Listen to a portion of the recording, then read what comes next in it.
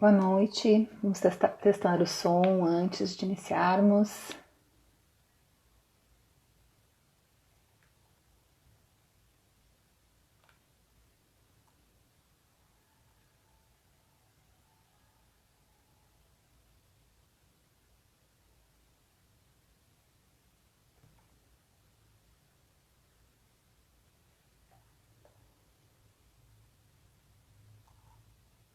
Como está o som? Quem já entrou aí?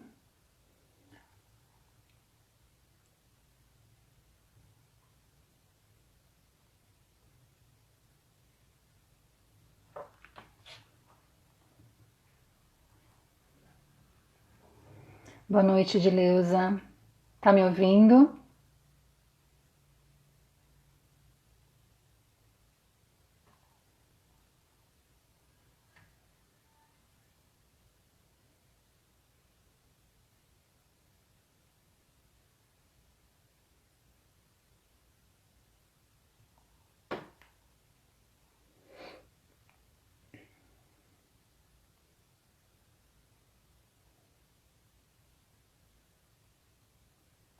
Boa noite, boa noite.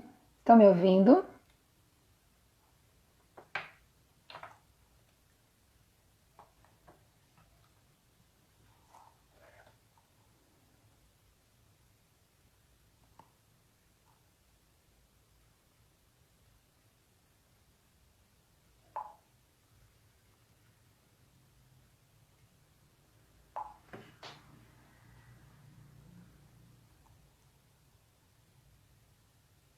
Ah, certo, obrigada.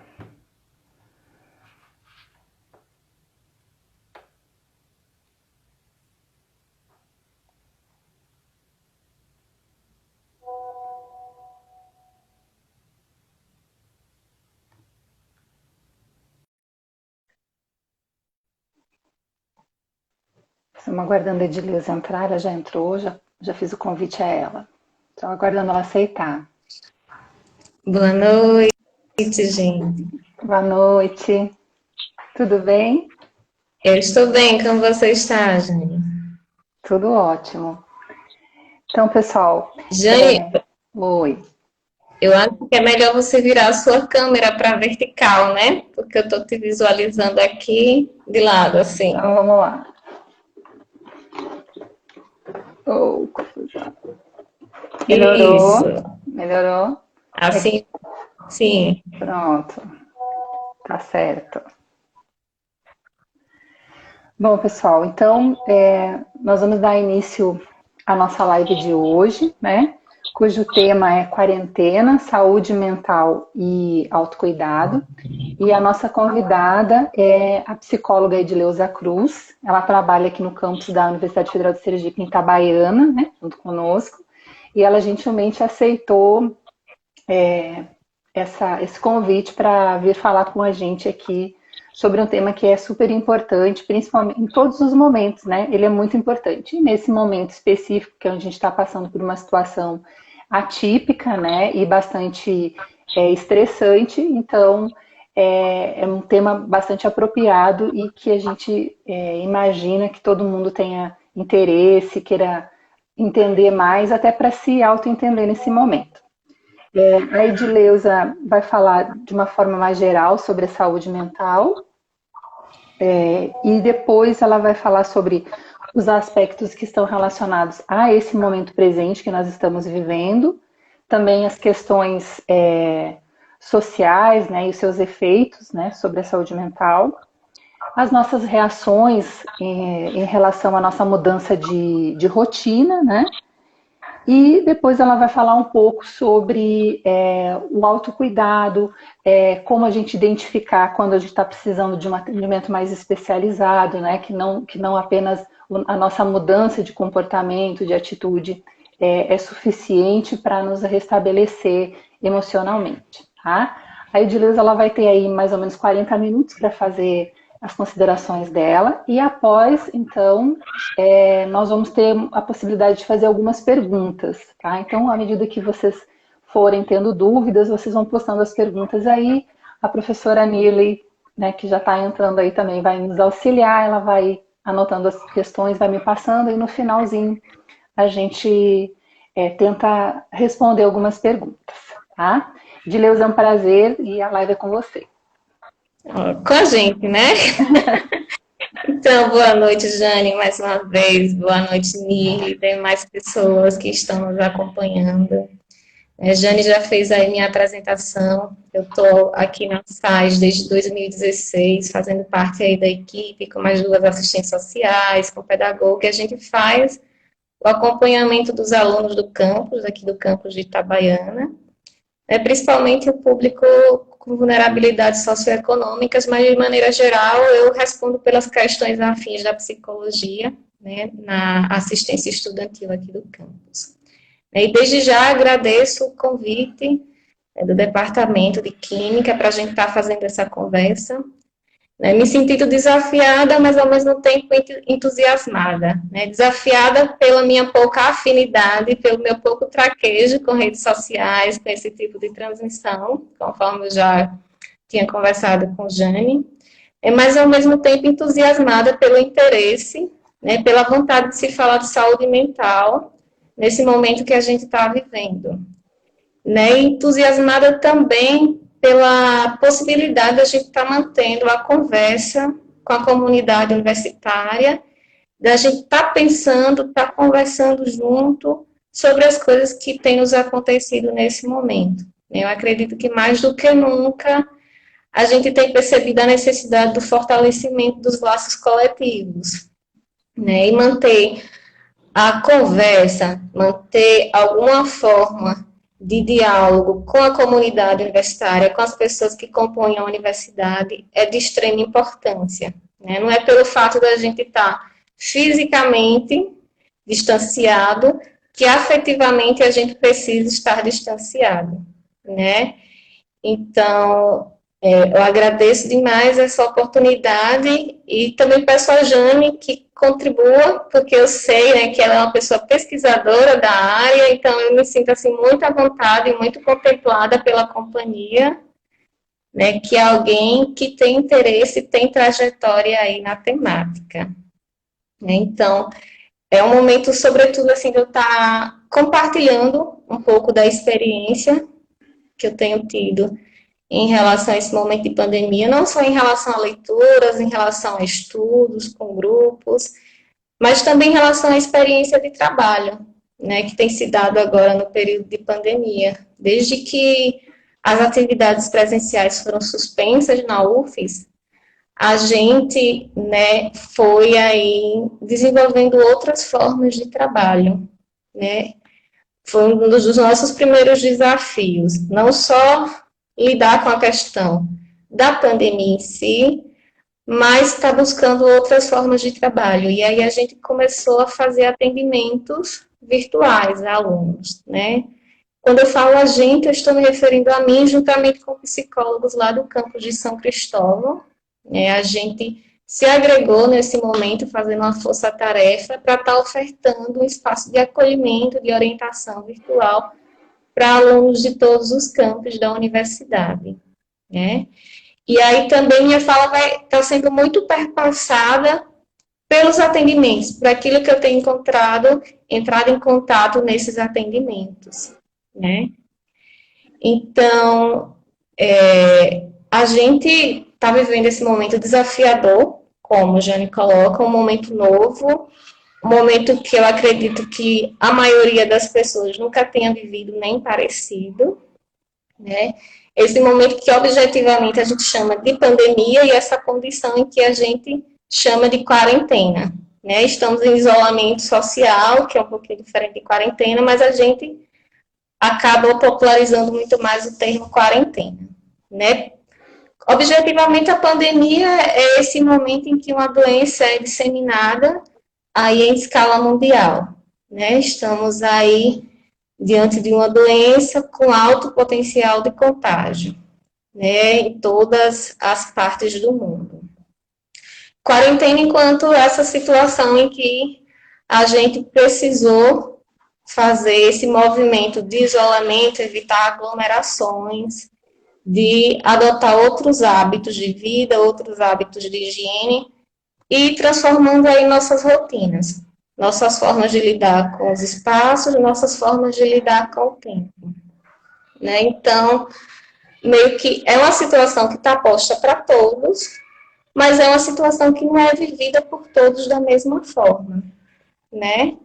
O que é que, na prática, significa a vivência dessa pandemia? O que é que, na prática, significa para nós estar em quarentena, né?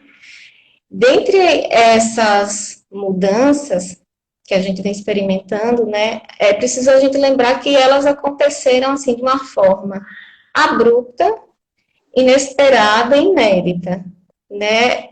Por mais que a gente já soubesse que desde dezembro a doença já estava se disseminando em outras partes do mundo. No começo do ano foi começando a chegar aqui no Brasil. Eu acredito que a maioria das pessoas não tinha ideia de que a gente iria passar esses últimos 5 meses da forma como a gente está passando, né? Essa semana fazem 5 meses que foi decretada a situação de pandemia, e na próxima semana fazem 5 meses que nossas atividades presenciais da UFES foram suspensas, né? Que estamos em atividades remotas. Então, eu acredito que no início do ano ninguém fazia ideia de que nós passaríamos por isso durante este ano e num período tão estendido de tempo, né? Na UFES a gente estava aqui no campus, né, no finalzinho do semestre, né, Jane? Alguns professores conseguiram concluir, mas eu já soube que tiveram professores que não conseguiram fechar o semestre, né? Havia pesquisas em andamentos, havia agendamentos de defesas presenciais, né? O semestre. Né? Tem alguém falando? Não, né? Acho que foi só um eco mesmo. E toda uma série de atividades, né? Eu estava nos atendimentos presenciais, fazendo visitas aos núcleos residenciais, a gente tinha uma série de atividades programadas que, de uma hora para outra, a gente teve que mudar totalmente essa programação, né? Então, quando eu pondero que, objetivamente, a gente tem uma situação que é posta para todos em escala mundial, mas circunstancialmente, dependendo do local, da situação, da condição de vida, da nossa condição institucional, vai haver fatores específicos, né, diante do modo como a gente vai viver essa realidade, né? E aí, a gente, desde que essas medidas foram tomadas de isolamento, de distanciamento, de quarentena, a gente meio que tem sido desafiado a reinventar os nossos modos de vida. Porque, veja, a gente estava acostumado durante anos a fios estar funcionando de uma forma mais ou menos parecida, né? Claro que com algumas modificações dia após dia, ano após ano, mas a gente tendia a manter sempre o mesmo esquema de vida. Quem é professor, dá aula, faz suas pesquisas, sabe quando o semestre começa, sabe quando o semestre termina. A gente faz um agendamento, por exemplo, na assistência estudantil de visitas para os núcleos residenciais, de atendimentos, a gente faz uma programação para o semestre, né? Então, a gente meio que na nossa cabeça já tem algo mais ou menos estável, né? E houve uma quebra disso daí. E essas quebras, normalmente, geralmente, não acontecem sem que produzam efeitos em nós, né? A gente não consegue simplesmente ficar indiferente ao que nos acontece. Tudo que nos acontece nos afeta de alguma forma e afeta de diferentes formas. A depender da pessoa, da condição da pessoa, do momento, do grupo de que a pessoa faça parte, da vida familiar, enfim.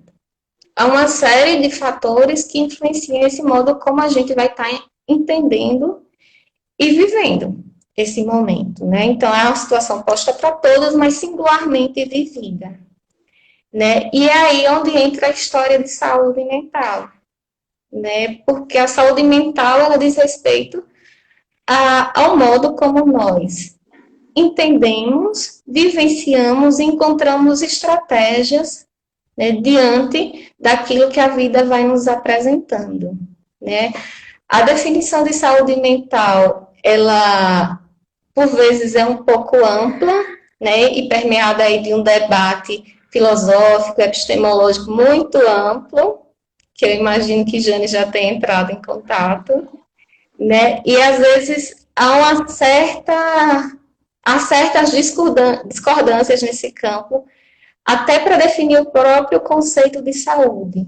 Por quê? Porque envolve esses aspectos subjetivos, esses aspectos culturais, aspectos sociais, que diferem de lugar para lugar, de grupo para grupo, de pessoa para pessoa, né?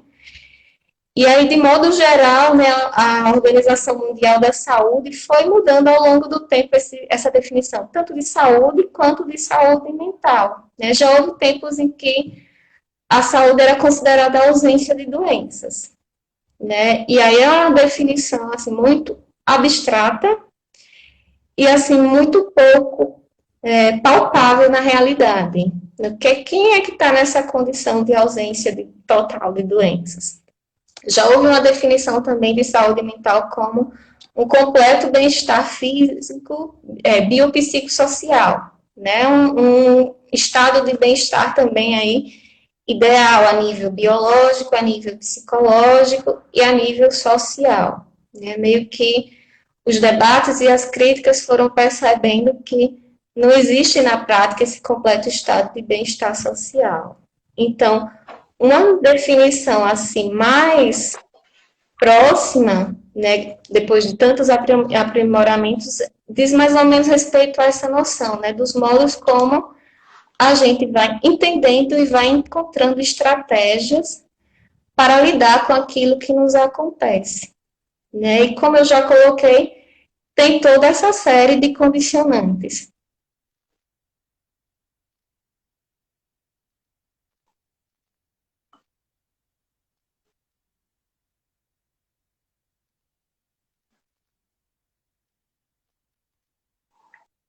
Acho que está com um probleminha na sua conexão, Edileuza.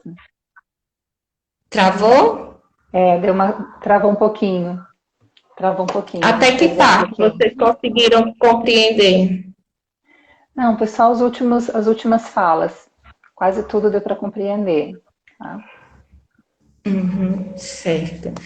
Eu acho que eu estava no ponto que eu estava enfatizando a dimensão coletiva, né, da saúde mental, que não é uma coisa que diga respeito unicamente ao indivíduo, né, ao indivíduo de forma isolada.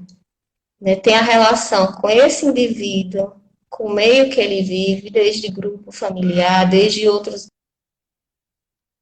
Está travando novamente. E aí? Travou novamente. Você estava falando dos grupos familiares ali, travou novamente.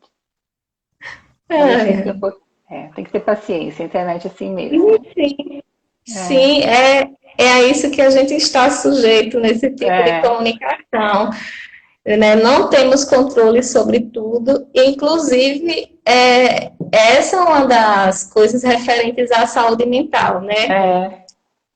A gente nesse momento está desafiado porque tem uma situação que não está, em muitos sentidos, sob nosso controle, Isso, né? Que é a disseminação de uma doença.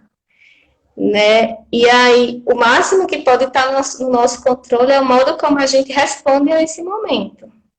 Né? E nem totalmente. Há momentos em que a gente reage, momentos em que a gente não tem esse total domínio sobre o que sente e sobre o que pensa. Tá dando para compreender ou continua travando? Ele está travando, mas tá dando para compreender. Vamos ver, vamos perguntar para o pessoal que está assistindo aí.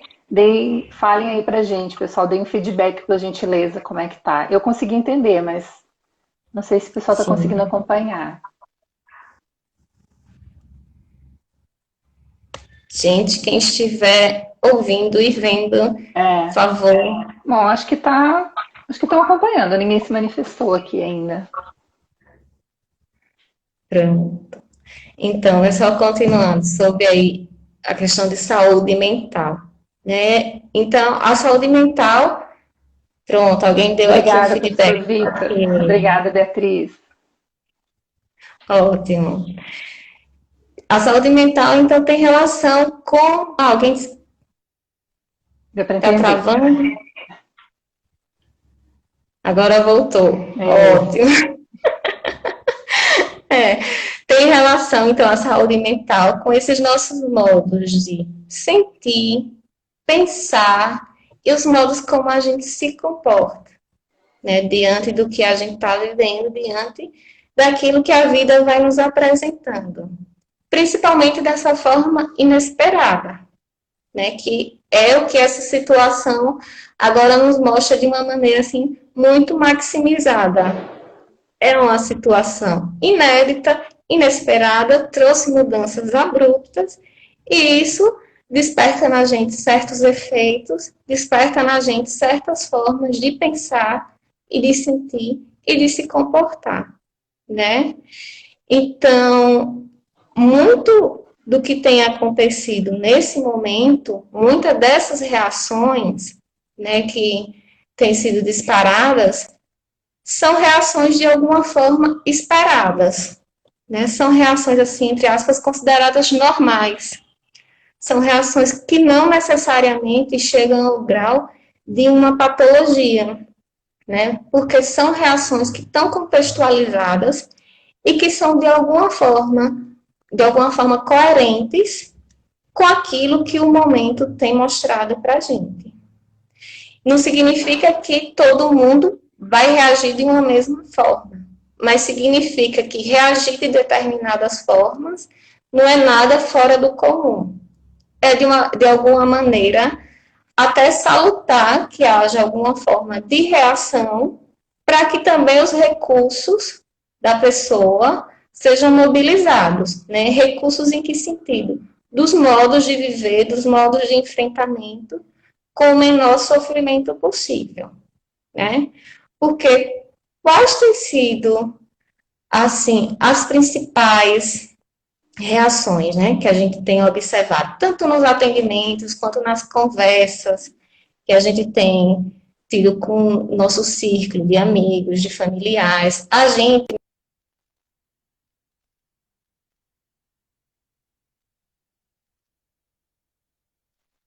demanda demandas postas para esse momento. Que reações têm sido, assim, as mais reportadas, né?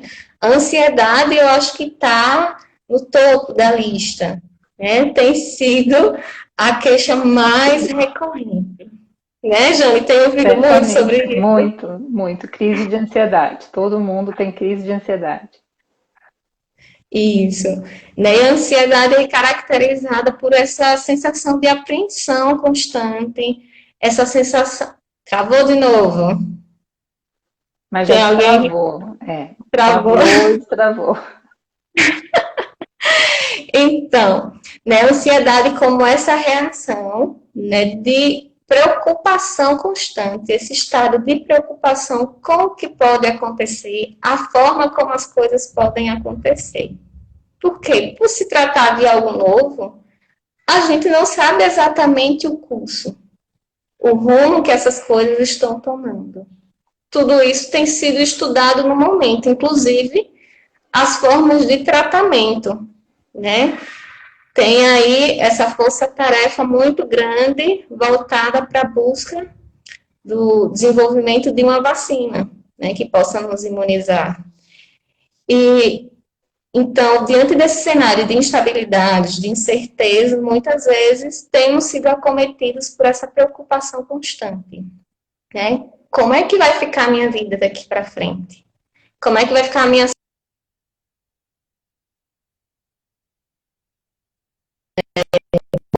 vida nesse travou, não foi? É, você pode repetir como vai ficar? Você estava falando sobre trabalho, situação de trabalho, é isso? Isso, muita gente, né, teve a situação de trabalho comprometida, muita gente perdeu o vínculo de trabalho, Muitos núcleos familiares perderam ou diminuíram a renda, né? Quem está estudando, às vezes, tinha um projeto em curso, tinha planos de terminar o curso em determinado tempo, daqui a X tempo fazer uma outra coisa.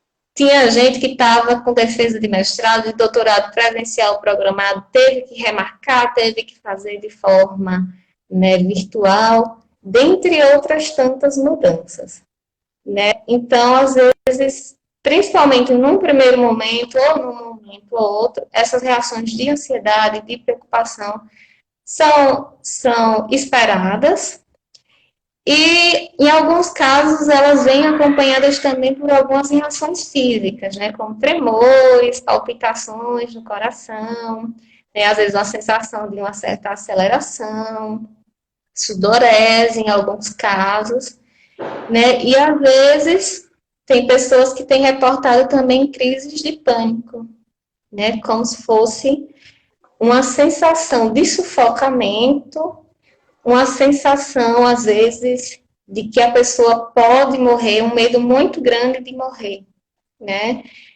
Mas não necessariamente, né? A reação de ansiedade que temos esperado temos experimentado nesse momento, né?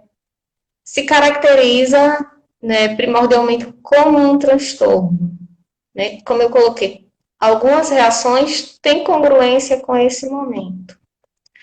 Outras reações que têm sido bem comuns, oscilações de humor,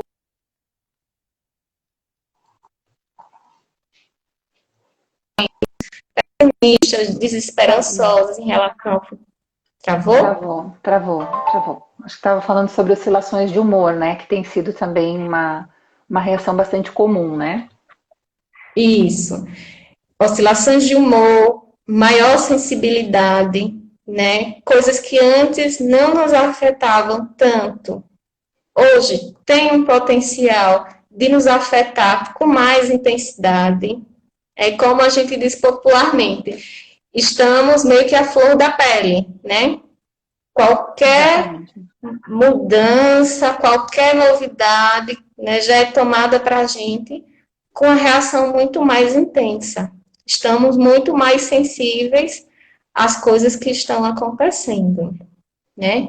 Outras reações têm sido também queixas, né, psicossomáticas, que são dores associadas aí a certas emoções, né, estados emocionais, que tem relação, né, por exemplo, com dores de cabeça sem causa fisiológica, né? Quando quando a pessoa tem dores de cabeça constante, toma remédio, essa dor não passa, quando não tem nenhum motivo, nenhuma causa biológica, e essas dores são recorrentes, estão muitas vezes ligadas a estados emocionais, de ansiedade, muita preocupação, de humor triste, de humor deprimido recorrente, né? Então, as queixas de dores de cabeça, dores de estômago, dores musculares também, né, têm sido bastante reportadas, e até situações em que a pessoa, por ter algum sintoma que se assemelha aos sintomas da Covid, ela tem uma crença firme de que está com a Covid, né? Por exemplo, os quadros de ansiedade, né? Algumas pessoas experimentam falta de ar, né? E falta de ar também aparece no quadro aí da sintomatologia da Covid. Pode aparecer, né? Porque tem sido uma sintomatologia também muito diversa. E aí, algumas pessoas em estados de ansiedade têm também essas queixas hipocondríacas, que é quando elas acreditam, né, que estão com determinada doença e já tomam todas as medidas, às vezes até medicamentosas, para tratar a determinada doença. Sendo que muitas vezes elas não estão doentes de fato, daquilo que imaginam, mas estão sob forte crença, né, imobilizadas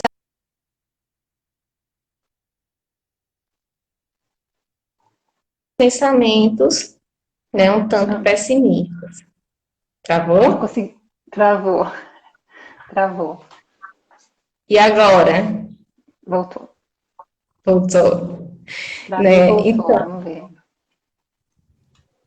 Estava falando sobre o medo. As pessoas se automedicam, né? E às vezes tem sintomas que são confundidos até com outras doenças, né? E passam às vezes a fazer uso da automedicação. isso mesmo. Né? Então, são os casos que são chamados de queixas hipocondríacas, né? Em que as pessoas se fazem esse diagnóstico e acreditam firmemente, né? Isso mexe muito, não é só um falar por falar, é uma crença forte, né? Então, além das questões de ansiedade, humor deprimido, oscilações de humor, queixas somatoformes, tem tido muito também, assim, uma sensação que é o Nirli está falando que está travando, né? Não, mas está dando para entender, ela falou. Travou, mas deu para entender.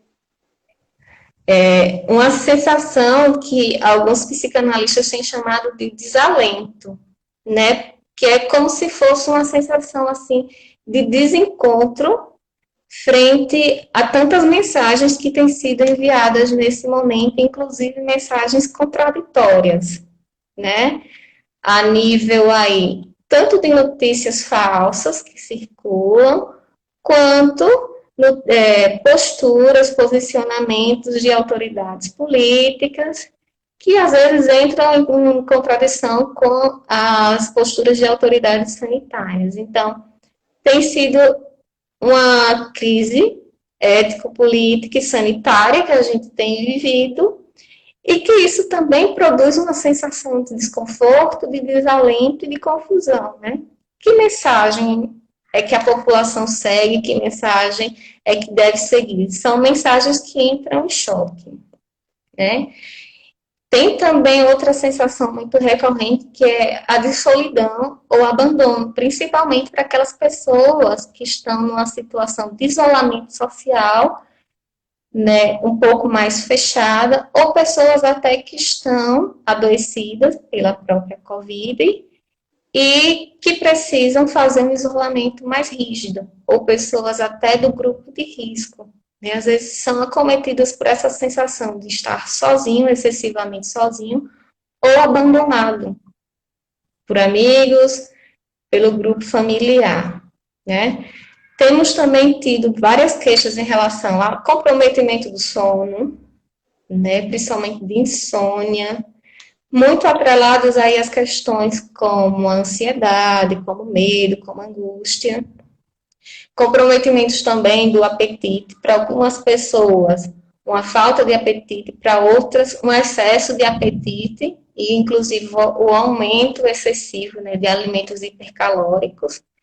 Esses períodos de maior estadia em casa têm suscitado isso bastante, né, não só de alimentos hipercalóricos, também como de outras substâncias, como álcool, outros tipos de droga, ou às vezes até medicações psicotrópicas, né, as medicações para ansiedade, para humor e por aí vai.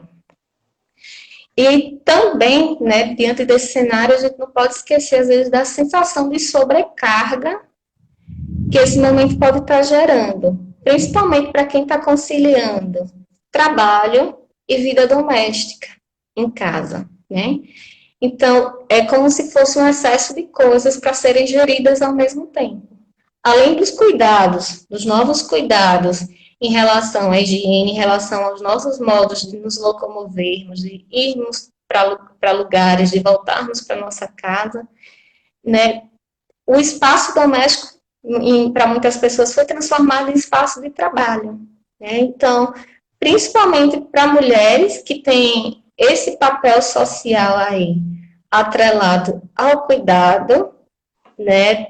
Por nossa cultura patriarcal, as mulheres acabam, né, ficando com a sobrecarga de cuidados dos filhos, da casa e ainda respondendo por demandas de trabalho. Isso também pode estar gerando uma sensação de sobrecarga para muitas pessoas, né? O pessoal está falando aqui, Edileuza, a respeito da insônia, né? porque com essa mudança de rotina e também com a mudança, né, de planos, né, que você comentou antes, né, as expectativas que você tinha para se formar no prazo, concluir seu mestrado ou iniciar uma especialização, enfim, provocou uma alteração muito grande, né, e aí eles estão relatando aqui que isso gera às vezes insônia, né, e acaba comprometendo Sim, todo o restante, né, da fisiologia, né. isso mesmo, né? E aí, é, essas novas questões que vão surgindo pedem da gente também novos modos de tentar ir lidando com elas. Não significa que a gente precise normalizar ou simplesmente entrar numa onda de adaptacionismo, né? Mas a gente precisa encontrar formas em que a gente sofra, em que a gente seja atingido o menos possível, né? E aí, no final da minha fala, a gente pode estar pensando em algumas estratégias de autocuidado para isso, né? Além dessas coisas que eu falei, né? Dessas reações e dessas questões sociais associadas não só à produção, como à intensificação dessas reações ansiosas, de oscilações de humor e, inclusive, em relação ao sono, a gente não pode esquecer que, atrelada a essa questão, às vezes, de sensação de sobrecarga para alguns, às vezes também há uma sensação de tédio para outros, né? Porque para algumas pessoas foi um acúmulo de atribuições no ambiente doméstico, para outras pessoas foi uma redução, né, de atividades, porque ficou-se privado dos deslocamentos, das atividades que fazia fora de casa, né? E fazer uma caminhada, ir à academia, ir a uma festa, ir no shopping, no cinema, simplesmente sair, dar uma volta, né? São atividades que fazia parte da vida de muitas pessoas e que nesses meses aí não tem sido possível. Então, tem uma sensação de tédio também para outras pessoas, enquanto para uns é sobrecarga, para outros tem sido tédio. E é, inclusive, sintomática essa sensação de tédio, porque sinaliza para a gente que a gente vive uma vida acelerada, né? Então, esse momento, uma das coisas que esse momento de pandemia, de isolamento, de distanciamento social tem, assim, colocado de forma muito visível é que nós trazemos modos de vida acelerados e que nós naturalizamos isso, né? Modos de vida em que são guiados aí por um certo ideal, por um certo imperativo de produtivismo, em que a gente tem que estar o tempo todo ativo, produzindo, fazendo coisas, mostrando resultados, né? E eu acredito que na universidade, na academia, nós sentimos isso muito de perto, né? Esse imperativo de produtivismo, né? Que tem aí raízes, né? No processo de modernidade, né? E que vai constituindo, que vai produzindo aquilo que somos, né? Essas condições sociais que às vezes são colocadas, são postas, impostas, é como se a gente fosse incorporando isso ao nosso modo de ser habitual e estranhasse quando a gente sai disso, né? É como se a gente vivesse constantemente ali na velocidade da montanha-russa. Né? Tem um autor, Nicolau Shevchenko, que ele tem um livro chamado No Loop da Montanha-Russa. E é interessante a gente prestar atenção nessa figura, nessa metáfora da montanha-russa, porque quem já andou na montanha-russa ou no carro em alta velocidade, a gente não consegue ter uma visibilidade muito boa das coisas quando está nessa alta velocidade, né? Nossa visão das coisas, às vezes, fica comprometida, a gente não tem muita nitidez. Né? Então, é algo que mais ou menos acontece na nossa vida comum, na nossa vida cotidiana. A gente vive acelerada, e a gente normaliza essa aceleração, esse ideal de produtivismo. E isso, inclusive, é o que está atrelado à produção de muitos transtornos, de muitos sintomas aí de adoecimento mental. Né? A ansiedade anda lado a lado com esse ideal de produtivismo e essa aceleração. Né? Então, de modo geral, temos essas reações, mas como eu coloquei, nem todas vão configurar um transtorno, muitas delas são esperadas para esse momento. Quando devemos prestar atenção e procurar ajuda, né? A depender da intensidade e da frequência. com que esses sinais, esses sintomas têm aparecido, né? Quando a pessoa percebe que a maior parte do dia, a maior parte dos dias, vai sendo ocupado por certos tipos de pensamento, por certos tipos de sensações que antes não estavam tão presentes, né? Então, tem essa questão aí, que tem os sintomas, tem os critérios objetivos de diagnóstico, mas ao mesmo tempo tem uma avaliação que é muito subjetiva, né? Uma avaliação que é muito da percepção da pessoa, do quanto aquilo tem comprometido a vida dela, do quanto ela não tem conseguido, né, fazer outras coisas ou lidar com essas questões usando os recursos de que dispõe, né?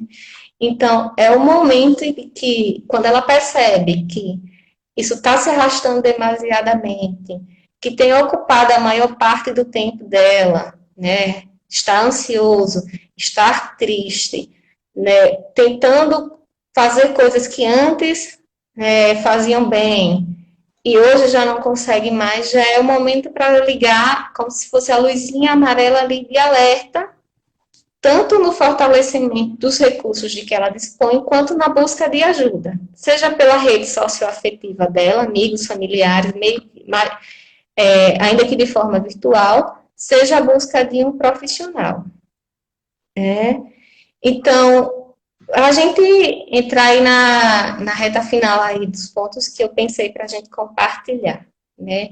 Tem essas reações e a grande questão é como é que a gente lida com tudo isso, né? Tem um certo anseio por uma resposta para essa questão, que é como se fosse também uma forma de nos acalmarmos, é saber que tem uma grande questão, tem um problema, mas ao mesmo tempo a gente visualizar que tem saídas, né? E assim, eu penso que não tem fórmulas e saídas que são gerais, né, e que são mágicas, que servem para todo mundo ao mesmo tempo, né? Eu penso que há possibilidades para serem experimentadas, dependendo de qual seja a condição, de qual seja o modo de vida, o modo de ser da pessoa, né? Tem essa coisa da singularidade. Mas a gente pode estar pensando em estratégias tanto de autocuidado, a nível micro, a nível individual, quanto estratégias, né, a nível macro. Porque o que, que a gente vem destacando ao longo da conversa? Saúde mental, nossos modos de vida, não se resumem a questões individualizadas. São questões coletivas que têm toda uma relação com muitos outros fatores. Então, pensar em estratégias de cuidado é pensar a nível micro, a nível individual e também pensar a nível coletivo.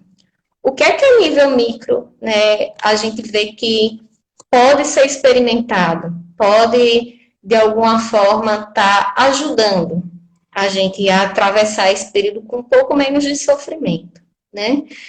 Antes do que tudo, a gente continuar com as estratégias de cuidado, com higiene, né, com distanciamento social, né? Eu acho que é a questão mais urgente. E depois disso, né, ou ao mesmo tempo que isso, né, a gente ter um certo cuidado, um certo tempo e um respeito por todas essas reações que têm aparecido em nós diante dessas vivências, né? Como se fosse um momento de acolhida e de respeito pelo tempo em que a gente está experimentando essas reações. E eu digo isso por quê? Porque uma das posturas mais frequentes é a gente ou se condenar por estar se sentindo mal, por estar se sentindo triste, ansioso, ou, né, de alguma forma, achar que tem que aquilo de lado, não querer pensar, não querer acolher o que está acontecendo, né?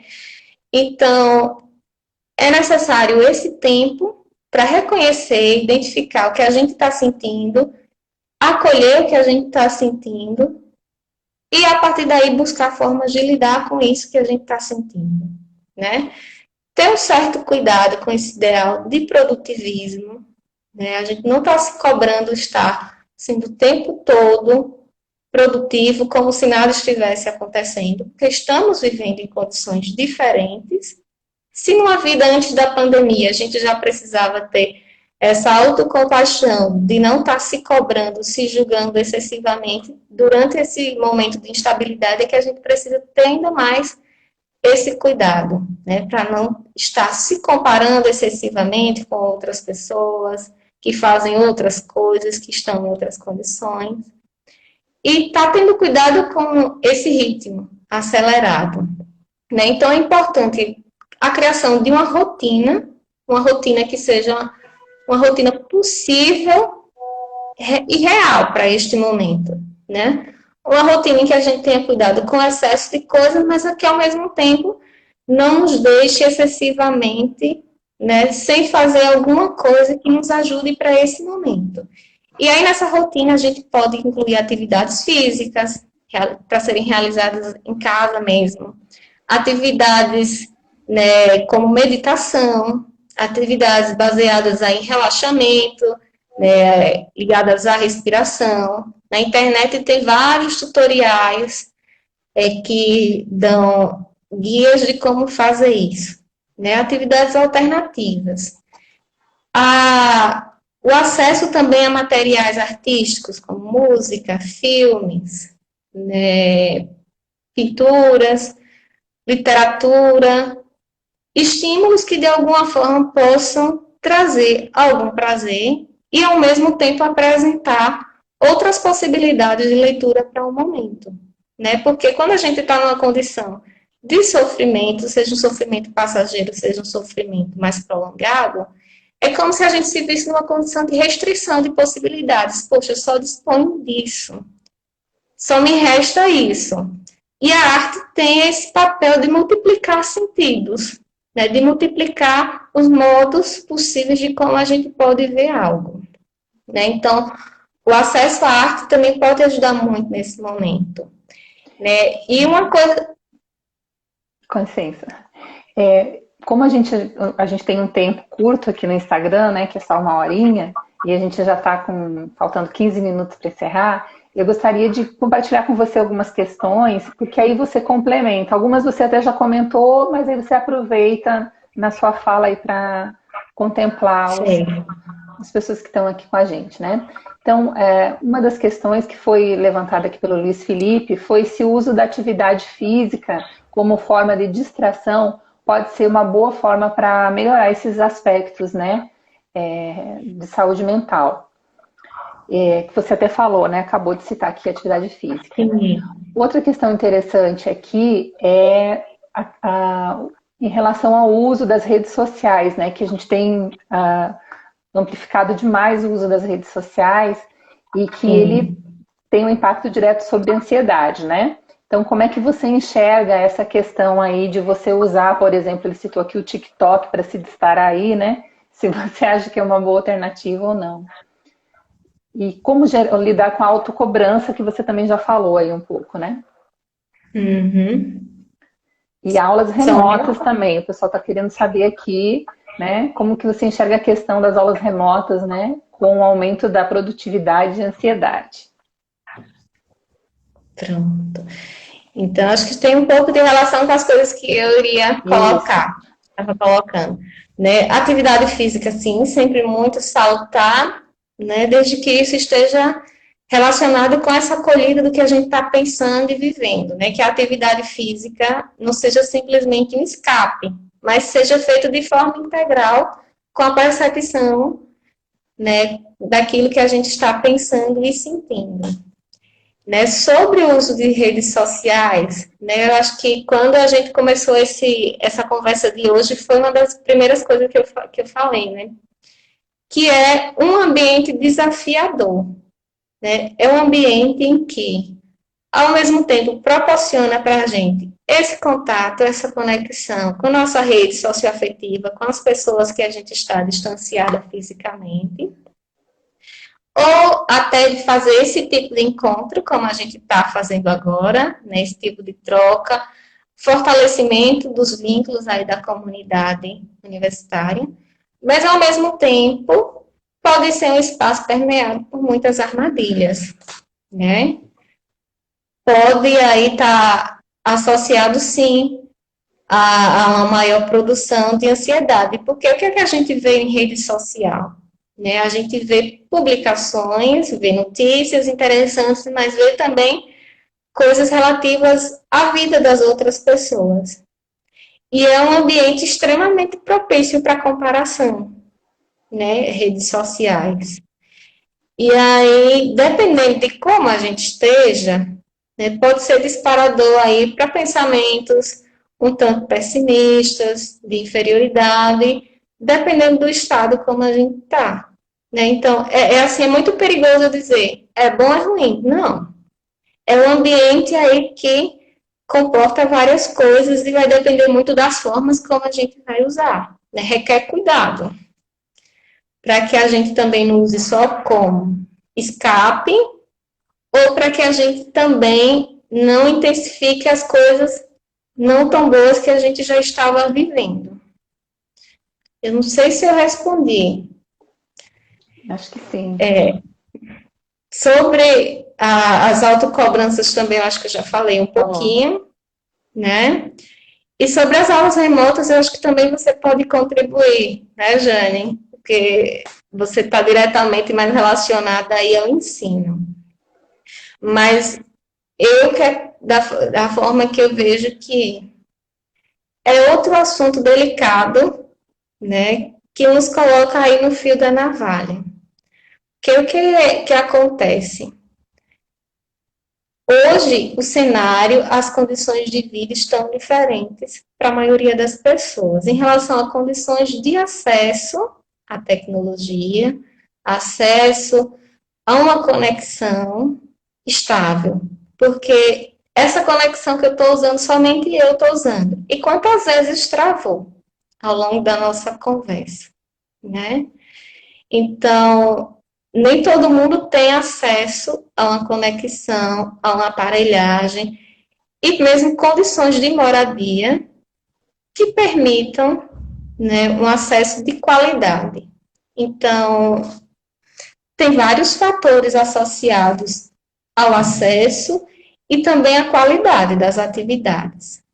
Mas, ao mesmo tempo, né, tem a outra questão, que é institucional, como manter alguma forma de atividade, como manter alguma forma de vínculo entre a comunidade universitária.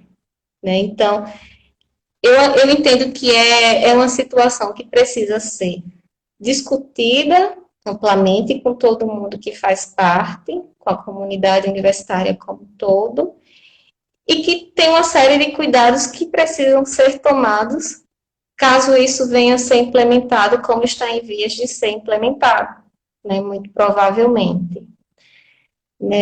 Dentre outras tantas questões, para além dessas que eu estou conseguindo pensar aqui no momento, né, eu vejo como uma questão delicada, mas ao mesmo tempo como uma questão que já está se encaminhando aí na busca de alternativas de como manter as coisas funcionando. Mas se você quiser colocar algo, Jane, mesmo que seja algo diferente, fique muito à vontade. Não, eu concordo com você, né? Eu acho que a gente tem que ter, na verdade, um cuidado muito grande de como isso vai ser implementado, né?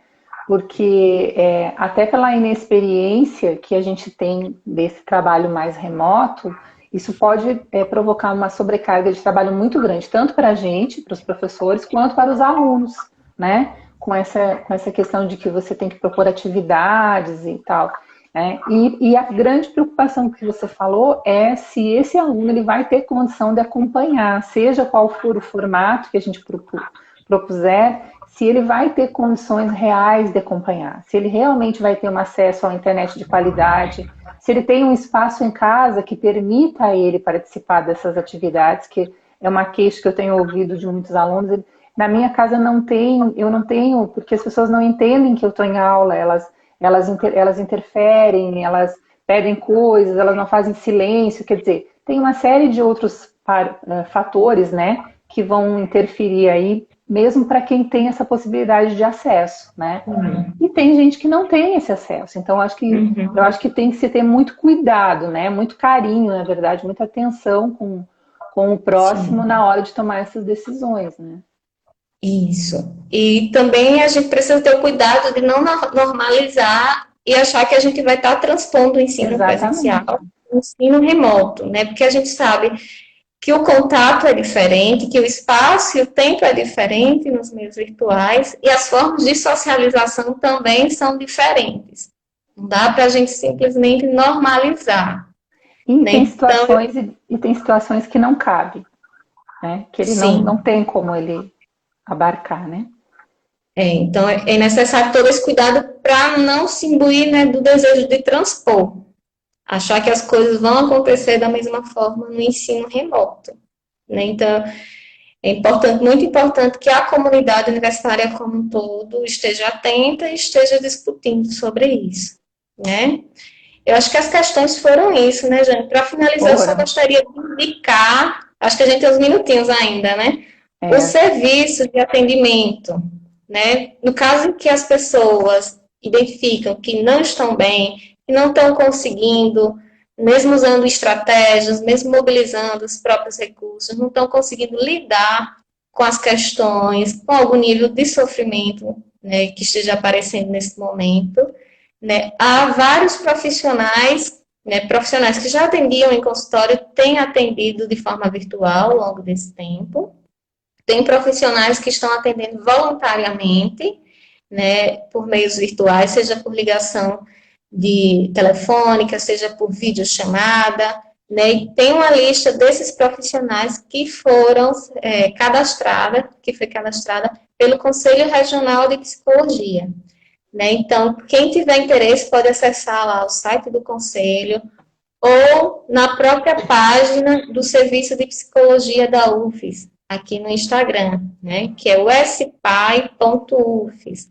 Lá a gente disponibiliza essa lista e além também das secretarias municipais de algumas cidades de saúde, né, estão disponibilizando atendimentos por telefone, como é o caso da Secretaria Municipal de Aracaju, de Lagarto, né, e de Socorro, se eu não me engano, de Socorro também. Para a comunidade da UFES, para a comunidade estudantil da UFES, temos o nosso serviço de atendimento psicológico que está acontecendo, o acesso está acontecendo via Instagram, né, nesse perfil que eu falei, o spai.ufes. A gente, durante esses meses, tem feito o acolhimento e orientação dos alunos, né, numa escala de profissionais ao longo da semana. Eu estou nessa escala e tem mais alguns outros profissionais de São Cristóvão. Né?